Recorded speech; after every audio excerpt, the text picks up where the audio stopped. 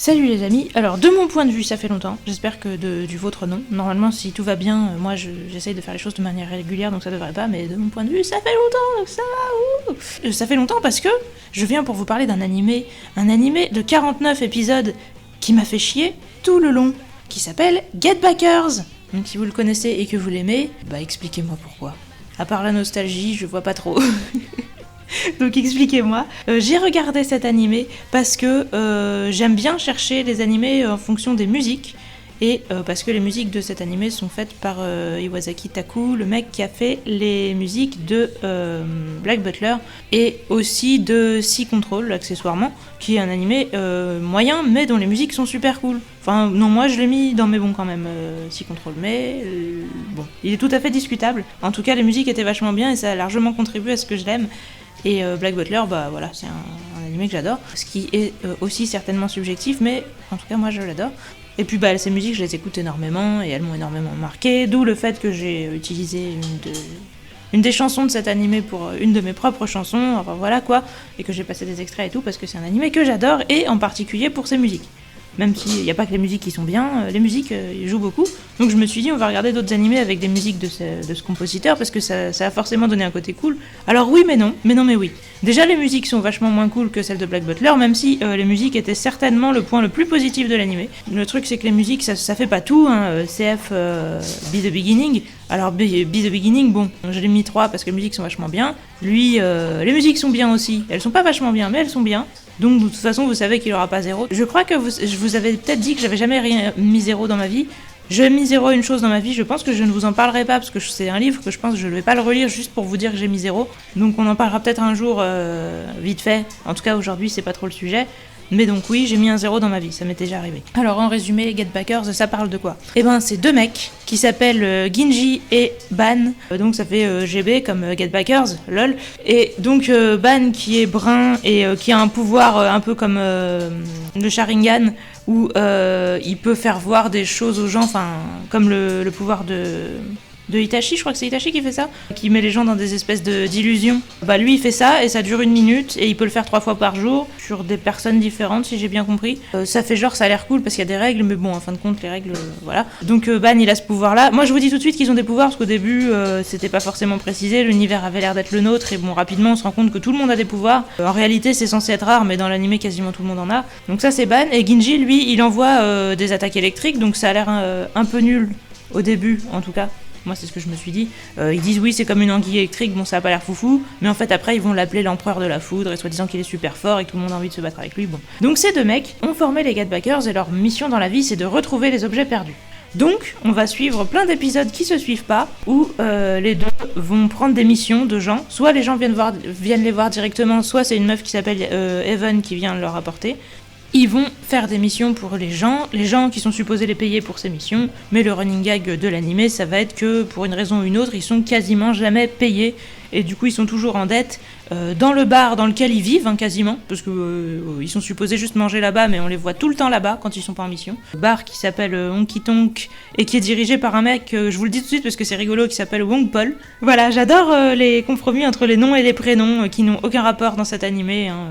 On a aussi Akaban et Claude du même style, je ne sais pas quelle est l'explication. Donc Wong Paul qui est sûrement un chinois français, je sais pas, ça a jamais été précisé, hein. Ils vivent dans ce bar, ils acceptent des missions de gens qui viennent les voir dans ce bar, et donc la plupart des épisodes vont être indépendants avec des gens qui viennent leur mettre des missions, mais 2 fois dans l'animé, il va y avoir des gros passages avec plein d'épisodes qui suivent, mais ça sera quand même nul, enfin ça sera quand même pas ouf, on va dire.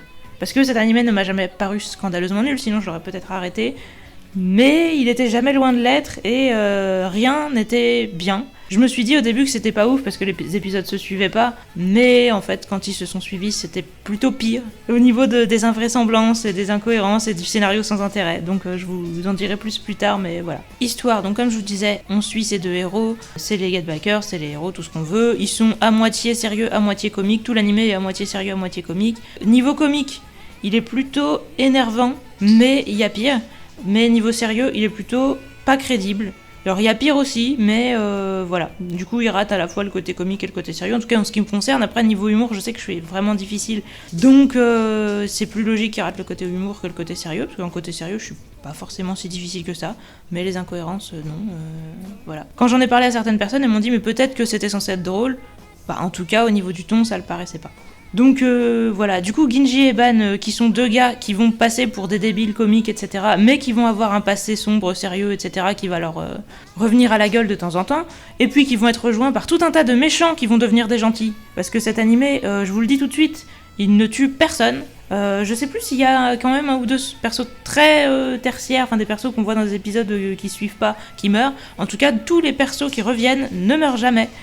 Quoi qu'il arrive, hein. Des fois on va souvent essayer de vous faire croire qu'ils vont mourir. On va souvent essayer de vous faire croire aussi que les persos se pardonneront jamais, qu'ils vont s'entretuer, que c'est horrible ce qui s'est passé entre eux, mais en fait ils seront à nouveau amis à la fin de l'épisode. Les gens se battent pour un oui ou pour un non, dès qu'ils s'embrouillent, dès qu'ils s'entendent pas, ils se foutent sur la gueule, et après ils sont à nouveau les meilleurs amis du monde, et ils font des missions ensemble, même avec les gens qu'ils détestent. Hein. Même un mec dangereux qui est censé être un espèce de tueur psychopathe et tout, ils font plein de fois des missions avec lui. Bon, ils disent qu'ils ont peur de lui et qu'ils l'aiment pas, mais ils font quand même des missions avec lui. Ils sont vachement conciliants hein, dans cet anime-là. Bon. Est-ce que je vous parle maintenant de l'histoire qui suit ? Oui, bah l'histoire qui suit, du coup, c'est à propos du passé de Ginji, qui est donc l'empereur de la foudre, comme je vous disais, et qui est né dans le château infini, le Mogenju de je sais pas trop quoi. Donc en gros, c'est un endroit, si j'ai bien compris, qui est un espèce de lieu malfamé, genre de quartier malfamé où personne ne va, où il y a un château quand même, on sait pas pourquoi, c'est peut-être des ruines, un truc comme ça. Et apparemment, tout un tas de gens vivent là-dedans. Donc au début, on nous dit que c'est des pauvres paumés, peut-être un peu la mafia, des trucs comme ça. Mais en fait, après, quand on y va, il y a vraiment l'air d'avoir tout l'univers là-dedans. Il y a un labo avec des scientifiques, il y a un monde virtuel, bon, il y a plein de trucs. Et là-bas, du coup, il y a plein d'enfants abandonnés, paumés, etc. Et du coup, Ginji, il avait plein d'amis là-bas qui ont tous aussi des pouvoirs et qui sont appelés les dieux des Voltes, parce que leur clan avant c'était les Voltes et tout. Donc voilà, lui c'est l'empereur, les autres c'est les dieux. Mais à part ça, ils vivent dans un château abandonné, dans les quartiers... dans les bas quartiers dégueulasses, etc. Mais alors, les grands mots, tout le temps. Hein, voilà, les mecs sont des dieux, sont des empereurs, des rois, des trucs super importants. Et du coup, Ginji va retourner là-bas parce qu'il y a un île, on sait pas ce que c'est au début, qui sont supposés rapporter. Mais bon, moi j'ai plutôt envie de dire voler, parce que là, il me semble quand même qu'il était chez ses propriétaires d'origine, entre guillemets. En tout cas, quelqu'un les a envoyés en mission pour chercher ça. Et du coup, ils vont y aller avec tous leurs tous leurs potes qui sont des anciens méchants, mais des encore plus anciens amis à eux. Et voilà, donc ils vont y aller tous ensemble pour combattre en tant que méchant ultime, en tout cas de la première longue histoire qui suit, donc on va dire de la saison 1 de la série, parce qu'on va la diviser globalement en deux, vu que les génériques changent à peu près vers les épisodes 25 par là. Donc la première moitié avec des épisodes qui suivent, le méchant s'appelle Makubex, moi rien que ce nom je le trouve pas très crédible, et c'était aussi un des dieux des vols, donc un des amis d'enfance de Ginji et des autres gentils méchants gentils, et donc maintenant il est le méchant ultime, enfin jusqu'à la prochaine fois où il sera aussi leur allié, hein, je pense que je vous le dis tout de suite, parce que c'est toujours comme ça dans cet animé, donc voilà. Donc on va nous dire lui aussi il a un passé sombre, il était un enfant abandonné, il avait pas de nom, alors on va pleurer dans les chaumières sur ce truc là, et puis tout le monde va se battre, jusqu'à arriver à lui, et puis après voilà, hein, je vous dis pas comment ça va se régler, mais je vous le dirai en spoil, mais c'est pas super intéressant. Et puis voilà, on va retourner là-bas pour la deuxième saison, parce que c'était tellement bien qu'il fallait le refaire une deuxième fois. Donc cette fois ce sera pas Makubex le méchant, ce sera l'autre dieu des vols qu'on connaissait pas, parce qu'ils étaient 4, il y en a 2 qui étaient déjà repartis parmi les gentils. Voilà, dans les 2 qu'on n'avait pas vus, il y avait Makubex et il y en a un autre, je me rappelle plus son nom. Et du coup cette fois ce sera lui le méchant, et comme ça Ginji sera choqué en disant mais comment t'as pu me trahir, etc. Et puis lui aussi, il va falloir le battre, et puis il va faire ça pour des raisons pas très claires, et faire semblant de tuer des persos importants qui en fait après vont revenir. Je ne sais pas comment, je ne sais pas pourquoi. Voilà, bon. Le concept, je pense que le concept, comme je vous dis, c'est de faire un animé à moitié drôle et à moitié sérieux. Tout ce qui est sérieux, ça parle énormément, comme je vous dis, de bas quartier, de mafia, de tueurs à gages, de trucs pseudo-sombres. Par moment, on pourrait penser que c'est crédible. Mais très rapidement, il y a des incohérences, des invraisemblances, des choses bizarres, des gens qui reviennent, des trucs, bon, très rapidement on décroche. Moi je me suis rendu compte à plusieurs moments que quand je débranchais pas mon cerveau, c'était vraiment trop pénible à regarder, parce que il y a des moments où on se dit mais pourquoi les héros font pas tel ou tel truc, ils nous ont déjà montré qu'ils avaient tel ou tel pouvoir. Mais non, en fait, si tu commences à te poser ce genre de questions, tu ne prends plus aucun plaisir à regarder ça, et déjà que c'est pas évident de le supporter, alors Le seul moyen vraiment de trouver que ça passe, c'est vraiment de débrancher son cerveau. Du coup, pour moi, le côté sérieux, il est complètement naze. Et c'est dommage, parce qu'il y a des bonnes idées. Dans les épisodes indépendants, il y a des histoires un peu cool et tout. Il y en a même qui sont cohérents dans les épisodes indépendants. Le problème, c'est que... il y en a plein qui ne le sont pas, et du coup, on décroche rapidement. Et puis, tout ce qu'il y a des épisodes qui suivent, dès que c'est plus long, en fait, souvent, ça perd toute crédibilité. C'est vraiment triste sur ce plan-là. Et puis tout ce qui est côté humour, pourquoi ça ne plaît pas ? Eh ben parce que c'est plein de blagues sexistes, je sais pas si on peut dire homophobe, mais en tout cas, j'allais dire transphobe, je sais pas si on peut dire transphobe non plus, mais il y a un mec, il y a un trap quoi, et on n'arrête pas de faire des blagues là-dessus. C'est super lourd en fait. Il y a rien de vraiment drôle à mon goût. Aussi, il y a eu une phrase qui m'a fait rire, peut-être que je vous la mettrai, parce que du coup, je l'ai enregistrée. Je vais te découper en tranches si fines qu'on va pouvoir te faxer. Mais globalement, il y a quasiment rien qui est drôle, et il y a plein de moments où je me sentais juste pas bien, je me sentais plutôt oppressée par le pseudo-humour.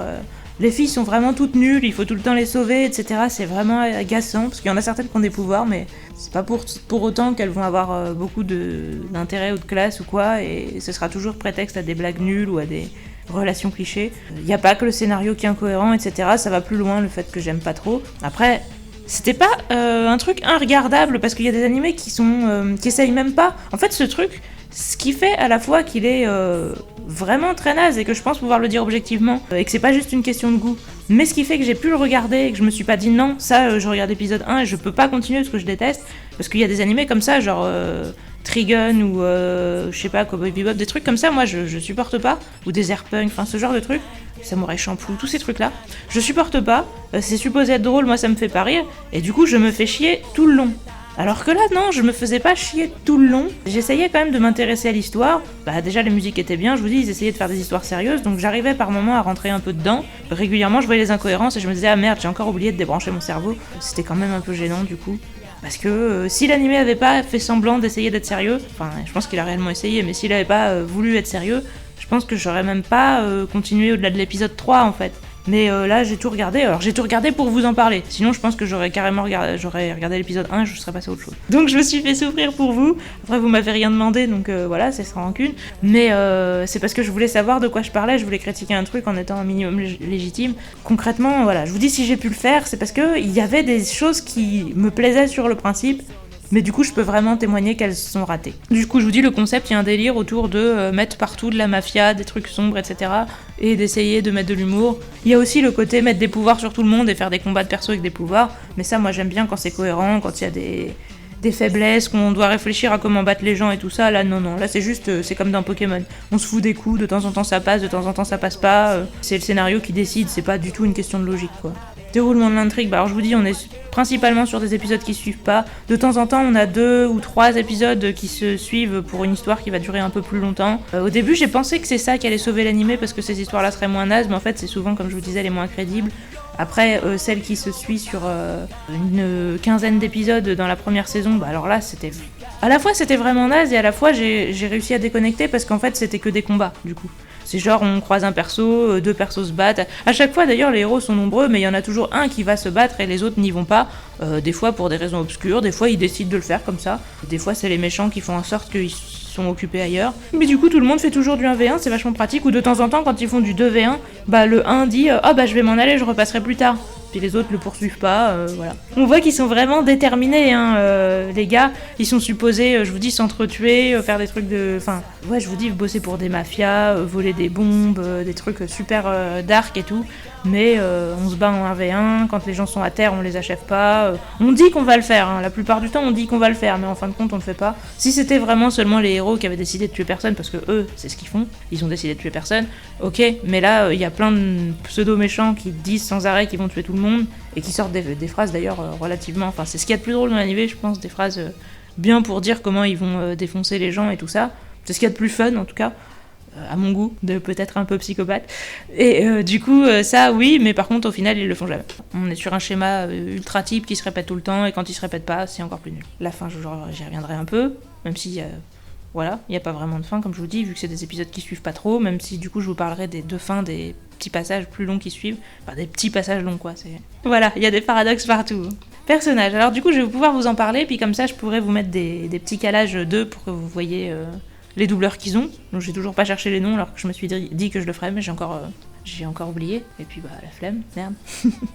Alors, Ginji, je vous disais, c'est l'empereur de la foudre, donc il fait super peur et tout, mais en fait, c'est un petit blond avec la voix du doubleur d'Akira dans Hikaru no Go. Un café long pour moi, et des sandwichs aussi. Et après, je sais pas si c'est un bon exemple, parce que Akira, c'est un personnage sérieux, mais ce doubleur fait souvent des persos comiques. Il me semble qu'il avait fait Goku dans une des versions de Sayuki. Globalement, il fait plutôt des persos comme ça. Hein.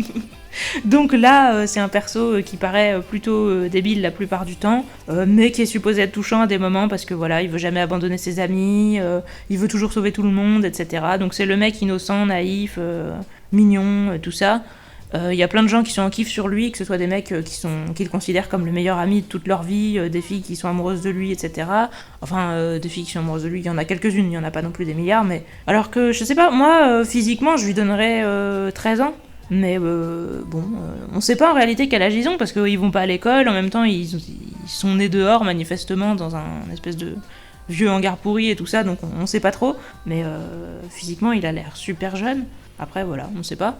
Et donc son pote Ban, lui, c'est un mec qui a l'air plus âgé, je sais pas, je lui donnerais plus 17-19 ans, un truc comme ça, qui est brun avec des petites lunettes. Enfin des lunettes, je sais même pas si c'est des lunettes de vue parce qu'il les a sur le nez puis elles ont l'air un peu sombres, donc ça se trouve c'est des lunettes de soleil. En tout cas quand on a des lunettes et qu'on se les met pas sur les yeux ça sert à rien, mais bon apparemment dans cet animé il y a plusieurs personnes qui le font et ça doit être une mode. Et voilà, donc lui comme je vous disais il a un pouvoir avec ses yeux et sinon il fait pas que un pouvoir avec ses yeux, hein. Il se bat aussi super bien, il fait des snake bites, morsures du serpent, tout ça. Prépare-toi à mourir, car la morsure du serpent est venimeuse. Et puis il a un délire avec Asclepios aussi dans ses pouvoirs. Et lui, c'est un mec qui a l'air plutôt désinvolte, qui est supposé être le mec intelligent du groupe des héros, bon, du groupe de 2. Donc forcément, comme Ginji est con, il fallait bien que lui soit intelligent. Donc c'est souvent lui qui explique tout, même si souvent ses explications, on sait pas du tout d'où il les sort. Il sait les choses juste parce qu'on a besoin que quelqu'un sache les choses. Donc il est supposé être intelligent, mais bon, il est des fois, il devient con quand il a envie de draguer des filles. Ils sont tous les deux à fond sur bouffer, même si Ginji est pire, les deux sont à fond sur la bouffe. Ils arrêtent pas d'en parler, de vouloir manger, ils deviennent complètement fous pour de la bouffe, etc. Donc ouais, lui c'est censé être le mec un peu plus sombre, un peu plus sérieux, un peu plus obscur, etc. Mais bon, c'est aussi un comique la moitié du temps quand même. Ensuite, on a des tonnes de persos secondaires, plus ou moins secondaires. Donc je vous disais, il y a Evan qui est celle qui leur apporte les missions, qui est une fille qui a pas de pouvoir pour une fois, et qui sert à peu près à rien. Elle leur apporte juste les missions, et quand elle va en mission avec eux, elle se fait enlever, elle se fait attaquer, il faut la protéger, voilà, c'est la fille qui sert de fille. Donc, je vous disais qu'il y avait Wong Paul, le mec du bar, qui est tout le temps en train de leur dire qu'ils ont des dettes. Et à la limite, c'est peut-être un des persos drôles qui met une ambiance plutôt sympa, donc lui, je dirais que je l'aime bien. Qu'est-ce que je vous sers, les gars ? Il y a sa serveuse qui est la fille qui propose la toute première mission dans l'épisode 1, qui a la voix de Gon, du premier Hunter, que j'aime bien aussi, même si, bon, est-ce qu'elle est super utile, je sais pas. En général, elle les aime bien, elle les défend, alors que Paul, il dit qu'il en a marre, qu'il va plus les accepter chez lui, qu'ils ont trop de dettes et que c'est des losers et tout. Et elle a fait, mais non, il faut leur laisser du temps, ils sont gentils, les pauvres, tout ça. Ensuite, il y a tous les méchants qui deviennent des potes, qui étaient déjà des potes, qui deviennent des méchants et machin. Donc il y a Shido, le mec qui contrôle les animaux. Tes blagues sont tristes à mourir. Mais de toute façon, sache que je n'ai absolument aucun sens de l'humour.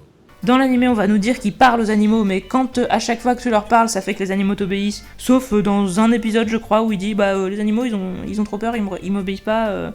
Et c'est genre tout le monde est en mode mais comment ça se fait ? Je sais pas. La plupart des gens, tu peux leur parler et ils obéissent pas à tout ce que tu dis. Donc pour moi, son pouvoir, c'est pas de parler aux animaux, c'est de contrôler les animaux, je suis désolée. Et sinon, il peut aussi se transformer en tout et n'importe quoi. Genre, il a les pouvoirs des animaux, il suffit de gueuler... Oui, le pouvoir du loup, le pouvoir du rat, le pouvoir de la chauve-souris, le pouvoir du petit lapin. Bon, il n'y a jamais eu le pouvoir du petit lapin, mais c'est pour vous dire. Et pouf, il se met à avoir tous les sens des animaux. Donc, pour vous parler des incohérences, il y a typiquement un moment où il disait oui, j'ai essayé d'appeler les animaux pour qu'ils flairent la piste, mais ils n'ont pas répondu à mon appel. J'ai envie de lui dire, tu peux pas faire le pouvoir du chien ou le pouvoir du loup ou quoi, et puis le faire toi-même en fait. Mais non, il le fait pas. Quand le scénario a décidé que c'était non, c'est non. Ça ne marche pas, on sait pas pourquoi. Bon. Donc lui, voilà, c'est un mec violent en combat, etc. Mais sympa, qui est amoureux d'une aveugle qui va faire tous les clichés des aveugles, dont j'ai pas pris d'extrait parce que j'avais peut-être un peu trop le seum en l'écoutant.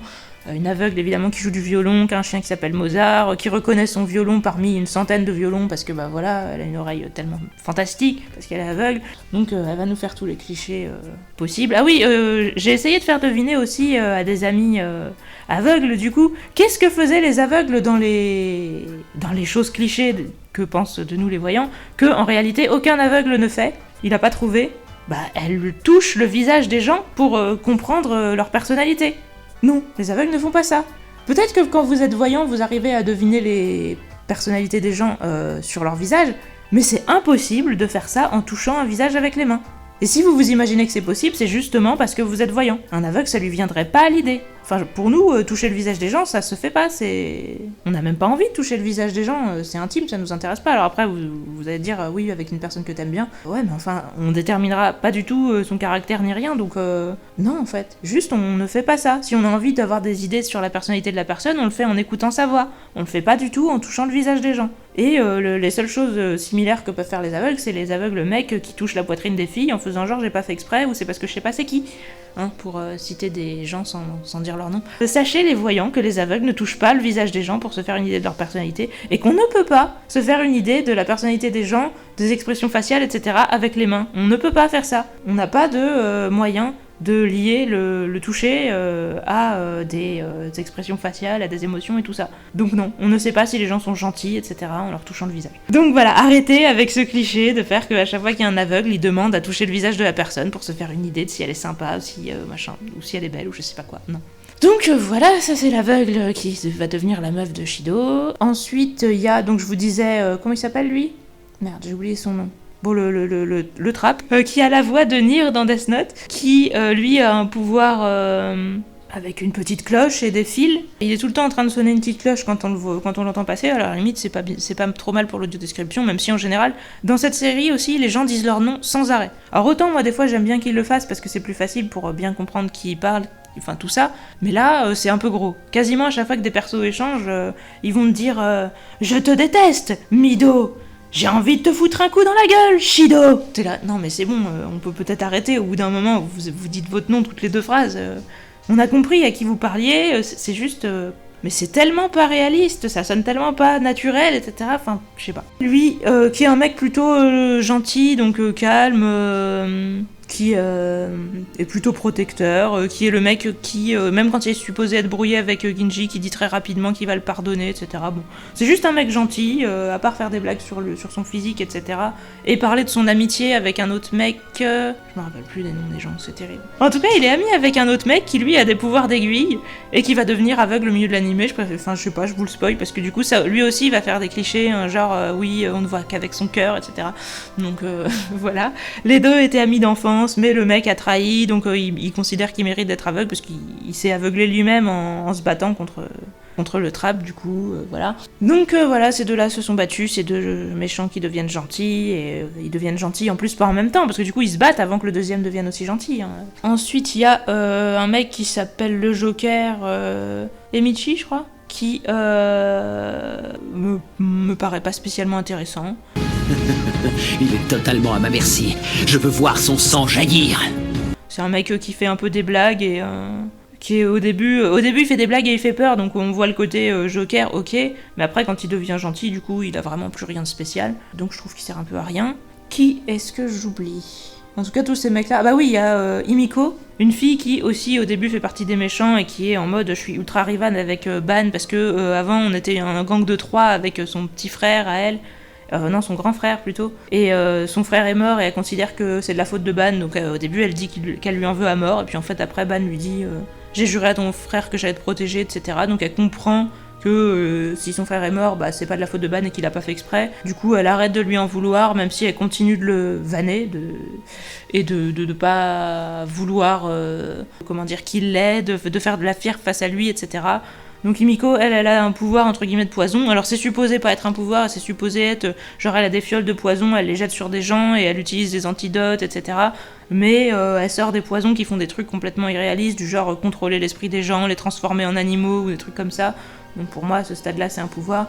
Elle a aussi un poison qui lui accélère sa vitesse, mais où elle risque de mourir si elle en prend trop, et où il faut qu'elle prenne l'antidote à temps, etc.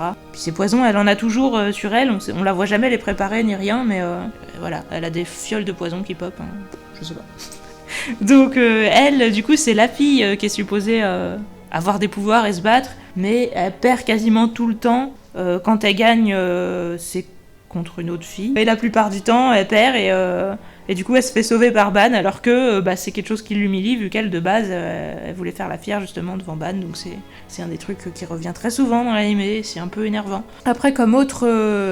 pour le coup méchant, mais qui va être à moitié, à mi-temps dans le camp des gentils. Et à chaque fois qu'il va les trahir, tout le monde va faire « Oh, il nous a encore trahis !» Puis lui, il est en mode « Bah ouais, mais c'est ce que je fais d'habitude. » Bon, donc à la limite, c'est peut-être drôle, je sais pas. C'est le fameux Akabane Claude, donc son nom me fait bien rire, qui est probablement mon perso préféré de cet animé, qui est doublé par le doubleur d'Hikaru. Du coup, moi j'avais l'habitude que ce soit un mec calme, gentil, un peu innocent, et qui fait super bien le psychopathe. Pour moi, c'était vraiment le mec qui faisait un truc le plus cool en termes de doublage. Chaque fois que je l'entendais, soit j'avais envie de rigoler, ou soit au moins ça me faisait plaisir. Chaque fois qu'il était là, j'étais contente. Même si il disait souvent les mêmes choses, qu'il dit toujours qu'il va tuer les gens et qu'au final il les tue pas, sauf des persos qui comptent pas. Genre des persos même pas secondaires, hein, mais des PNJ en gros. Il tue des PNJ, mais à chaque fois que les persos ont un nom, il les tue pas pour une raison ou une autre. Et lui, il est tout le temps en train de faire des phrases de pervers, du genre oui, j'ai caressé l'espoir de t'affronter, mon cher Ginji, et tout. Et du coup, il est tout le temps en train de faire le pervers psychopathe, et je m'attendais pas à ce que ce doubleur fasse ça, et franchement, c'était super cool. Donc ça, c'est le truc bien dans cet animé, selon moi, c'est le truc que j'ai préféré, je pense. Donc Akabane Claude, perso cool, mais bon, c'est juste un psychopathe de base. Après, moi j'aime bien les psychopathes, et la plupart des persos étaient vraiment nuls, donc lui je l'aime bien. Voilà, je crois qu'on a fait à peu près le tour des gentils, entre guillemets. Après, comme je vous disais, il y a Makubex qui est le méchant du début, qui deviendra un gentil plus tard, etc. Je lui ai réservé une aire de combat parfaitement appropriée à son style. Donc Makubex, son concept, c'est d'être un mec virtuel qui vit dans un monde virtuel, qui du coup balance des réalités virtuelles à la face des gens pour leur faire des épreuves, etc. Bon, après, il y a aussi plein de gens qui sont à son service et du coup qui vont affronter les héros avant de redevenir gentils, pour la plupart. Bon, il y en a qui vont rester méchants, mais voilà. C'est un peu anecdotique, parce qu'ils sont très minoritaires. Et du coup, Makubex, voilà, comme je vous disais, il est né sans nom, dans un endroit abandonné, il sait pas si son existence est réelle, donc voilà, il est torturé dans sa tête, c'est terrible ce qu'il vit. En soi, ça me fait bizarre de me moquer de ça, parce que moi, j'aime bien ce genre de scénario, mais là, c'est juste de la caricature sans aucun ajout originaux ou intéressant, et en plus, plein d'incohérences. Donc voilà, moi, j'ai rien contre les mondes virtuels, mais là, le virtuel est mélangé au réel, et ils arrêtent pas eux-mêmes de dire on ne peut pas voir la différence, c'est la caractéristique du Mugenjou, c'est qu'on ne peut pas savoir où commence le réel et où finit le virtuel, et machin. Bah ouais, mais moi du coup j'y crois pas en fait. Enfin, je vois ni comment ni pourquoi ça existe, et puis du coup ça n'a pas trop d'intérêt. Et puis après il va y avoir un autre méchant dont je me rappelle pas le nom, donc je vois même pas quelle originalité il avait. Donc je peux rien vous en dire, en tout cas il y aura un autre méchant. Il était nul, c'est tout, il était nul. Oui, il y a un mec qui s'appelle Fudo, qui lui est un méchant qui reste méchant, qui arrête pas de dire j'ai envie de voir ton sang couler, gicler, tout ce que tu veux, il arrête pas de triper sur le sang des gens. Les pulsions que je retiens depuis si longtemps ne se calmeront que lorsque j'aurai pu sucer ton sang. Et il veut se foutre sur la gueule aussi avec Ban. Il veut absolument tuer Ban. On le revoit plusieurs fois. Au final, personne ne meurt jamais, mais c'est un méchant qui reste méchant.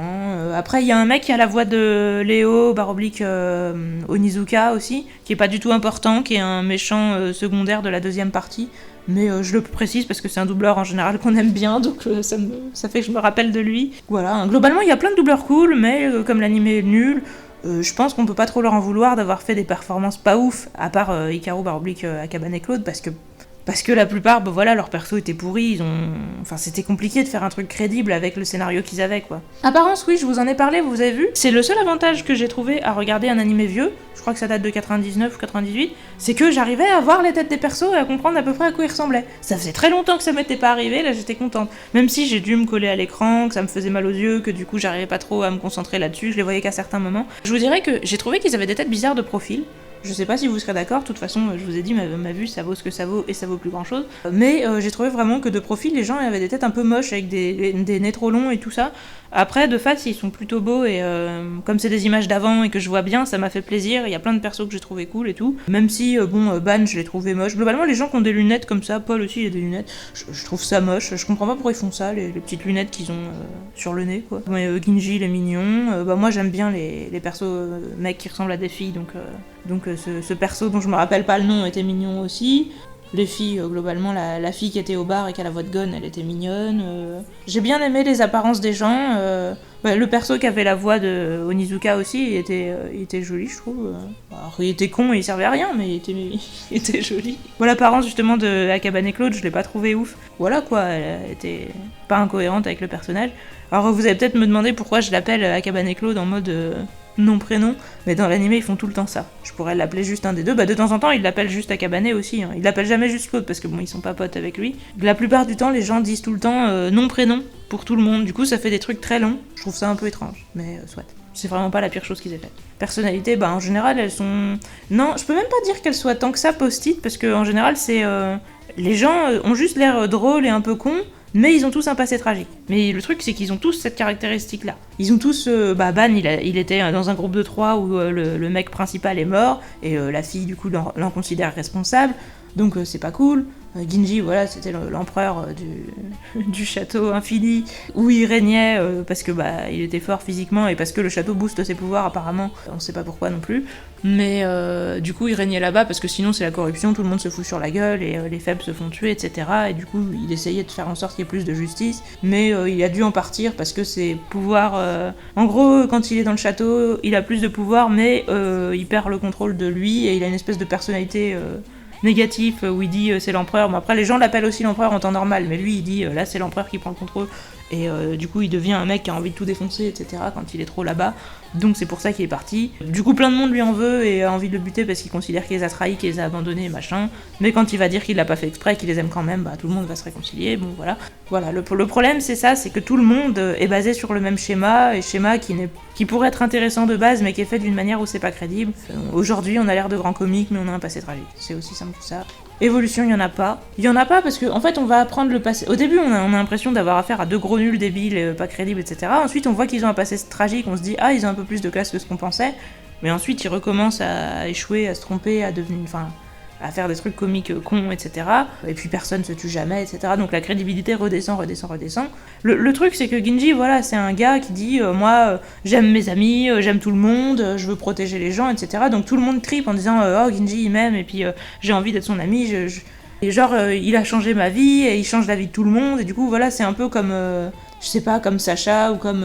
qui c'est qu'on peut prendre ? Il y en a plusieurs des héros comme ça, où à chaque fois qu'ils vont quelque part, tout le monde a une révélation sur ce qui doit changer dans sa vie, dans sa tête, peut-être un peu aussi être dans Full Metal, mais à un stade beaucoup moins exagéré. Mais j'ai l'impression que c'est un truc qu'on voit beaucoup. D'ailleurs, Gon aussi, même si Gon est super cool et que j'adore Hunter x Hunter, mais il a aussi un peu cette caractéristique, et à chaque fois qu'il croise des gens ont des révélations, et tout le monde l'aime.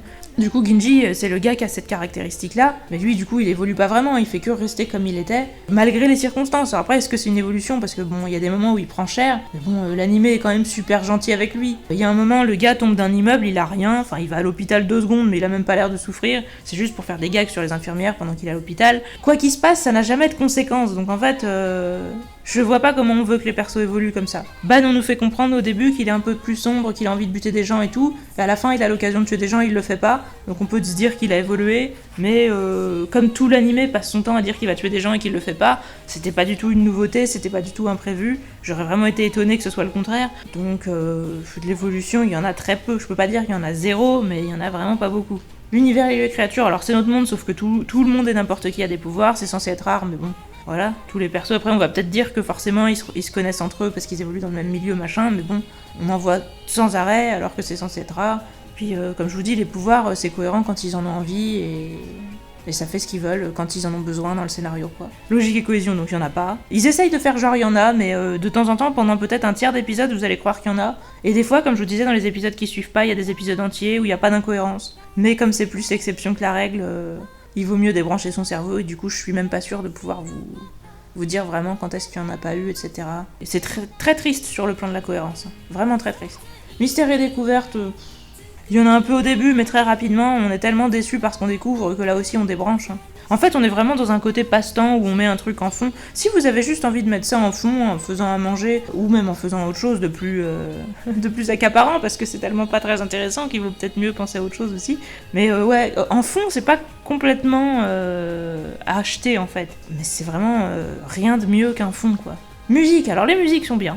Elles sont pas aussi bien, comme je vous disais, que celles de Black Butler, et au début j'étais un petit peu déçue. Elles sont quand même plutôt au-dessus de la moyenne. Les musiques des moments de tension sont classe, et heureusement qu'il y avait... Enfin, S'il n'y avait pas eu les musiques, j'aurais peut-être même pas compris que ça essayait d'être classe, je sais pas. En tout cas, voilà, dans les moments tristes aussi, il y a des musiques sympas. Par contre, les génériques sont tous insupportables à mon goût, sauf le deuxième ending. Il y a 3 endings. Le deuxième ending, je l'ai trouvé vachement cool, je le laissais, je le chantonnais et tout, il était bien, c'était sur la fin de la saison 1, mais sinon le premier opening je trouve que ça gueule et j'aime pas du tout, et le deuxième aussi, je sais pas s'ils ont décidé pour le deuxième opening de le faire chanter genre par un doubleur ou quoi, mais je trouve que le gars chante super mal, je sais pas si c'est volontaire ou si c'est dans ma tête, mais je trouve ça inécoutable, j'ai l'impression qu'il gueule, que sa voix déraille, que c'est faux et tout. Le troisième ending, je trouve que ça ressemble à rien, on sait pas trop si c'est censé être du rap ou je sais pas quoi, mais là où il le coupe, j'ai l'impression qu'il le coupe dans un moment totalement aléatoire et tout.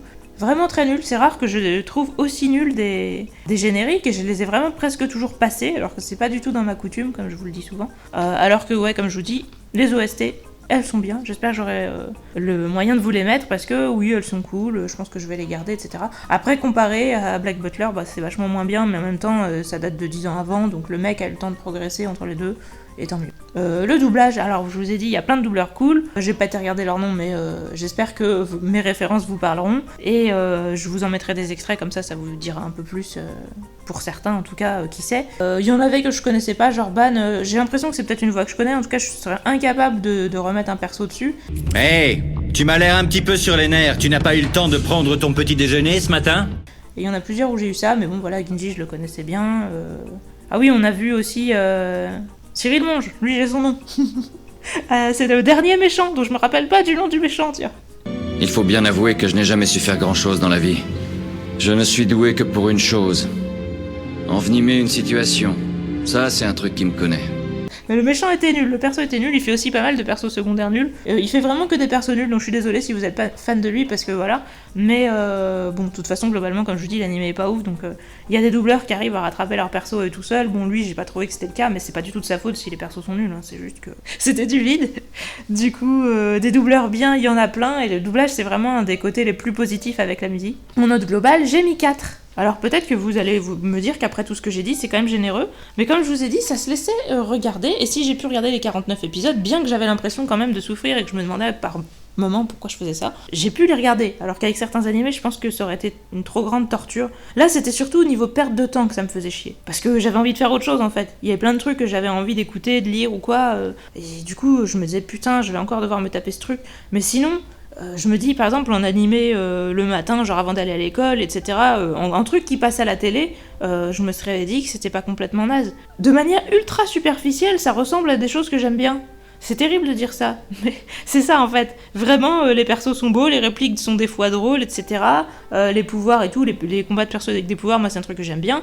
Mais voilà, là c'est des combats sans logique où les persos, ils s'envoient des attaques, de temps en temps ça marche, de temps en temps ça marche pas, on sait pas trop pourquoi, etc. Je vous dis, c'est des combats comme dans Pokémon, enfin comme dans l'animé Pokémon. Hein. J'ai mis 4 parce que pour moi c'est un truc, c'est sûr que c'est en dessous de la moyenne et c'est sûr que c'est pas intéressant, enfin ça me rebutait pas, il y a quand même les doublages, il y a quand même la musique, il y a quand même le visuel qui est sympa, bon. Un tout petit peu d'humour drôle, enfin 90% d'humour nul et 10% peut-être d'humour drôle. Je vous le conseille pas du tout. Après, si vous avez envie de jeter une oreille pour voir les doubleurs, pour voir la musique, bon, je vous aurais sûrement déjà fait écouter les deux, donc ça sert à rien, mais pour essayer de voir quel est votre ressenti, si vous trouvez ça drôle, si vous trouvez ça cohérent, bon, normalement ça devrait pas être le cas, hein. Soit vous chercherez pas, ou soit vous trouverez ça incohérent, normalement. Parce que là, ça va vraiment loin, quoi, y a des moments. Si vous avez envie d'essayer, testez, mais en tout cas, ne faites pas comme moi, ne regardez pas les 49 épisodes. Si vous trouvez que ça a l'air pourri à l'épisode 1, bah sachez que ce sera pareil tout le long. J'ai testé pour vous, j'espère vous épargner des souffrances, donc ne vous le tapez pas, ça sert à rien. Et si vous l'aimez, expliquez-moi pourquoi, peut-être qu'il y a des choses bien que j'aurais pas vues, même si je pense que vous allez pas essayer de me convaincre que c'était cohérent. Donc sur ce, on va un petit peu spoiler.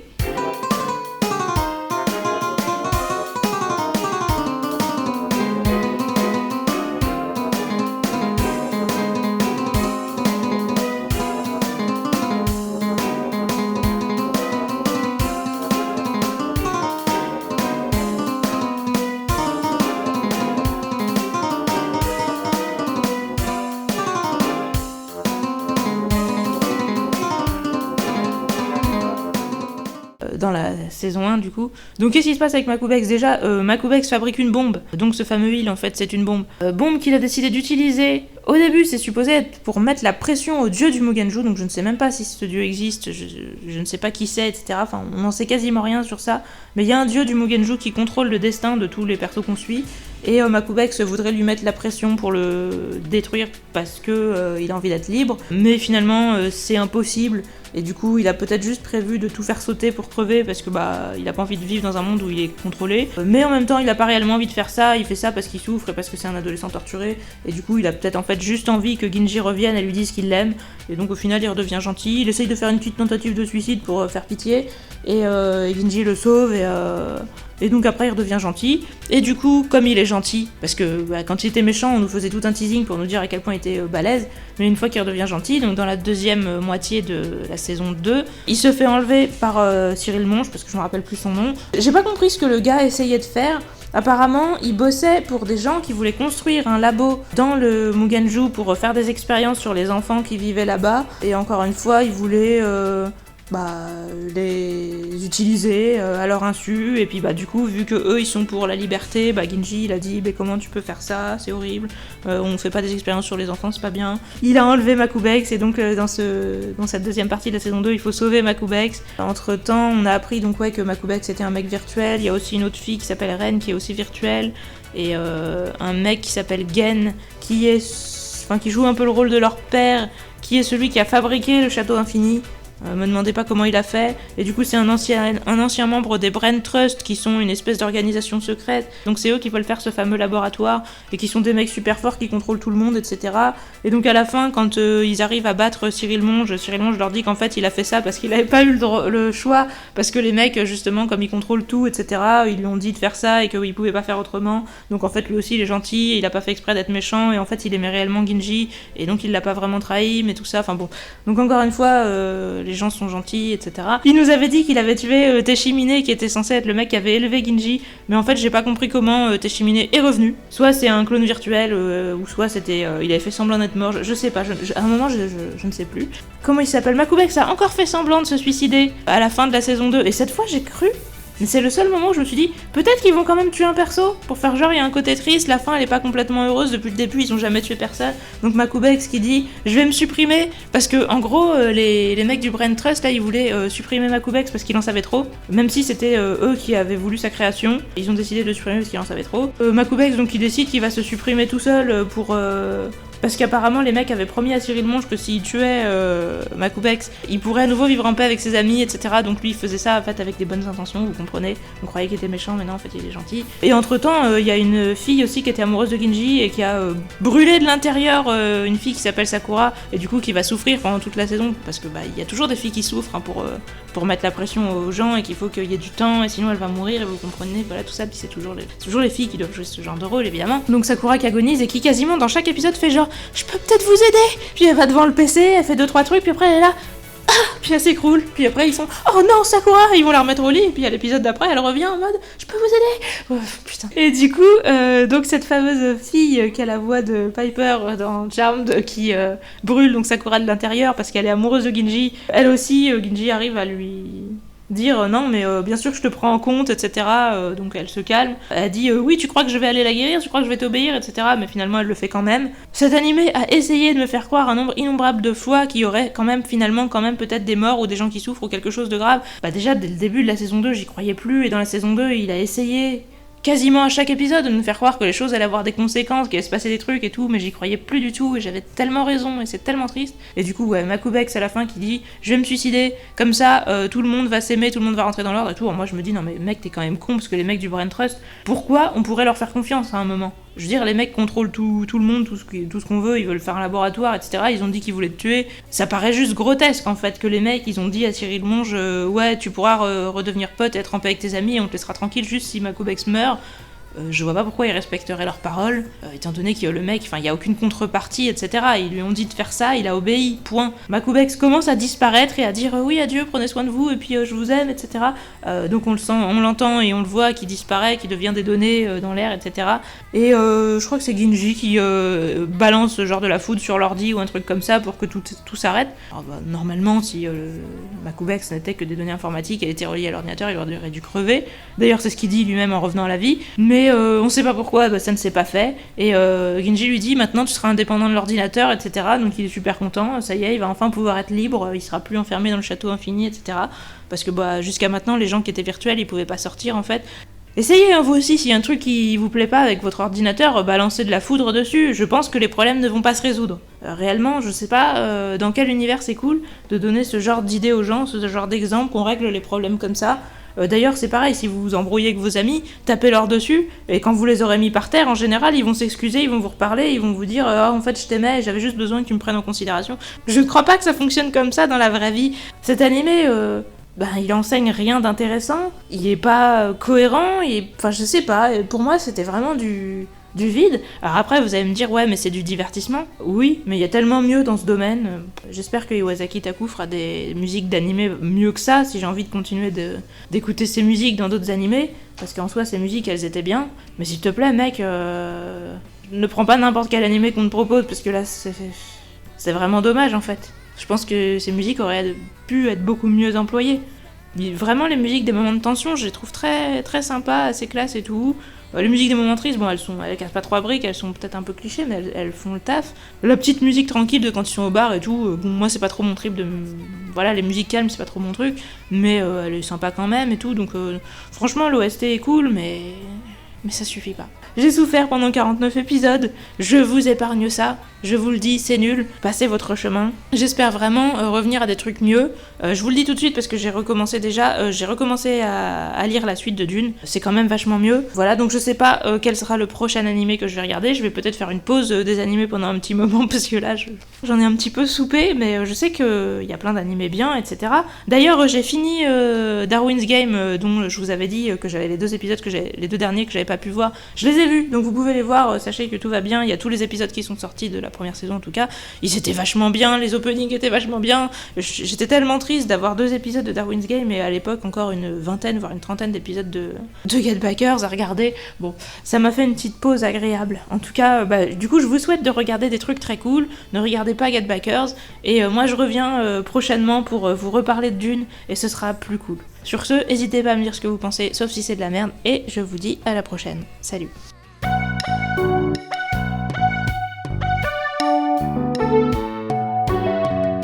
Thank you.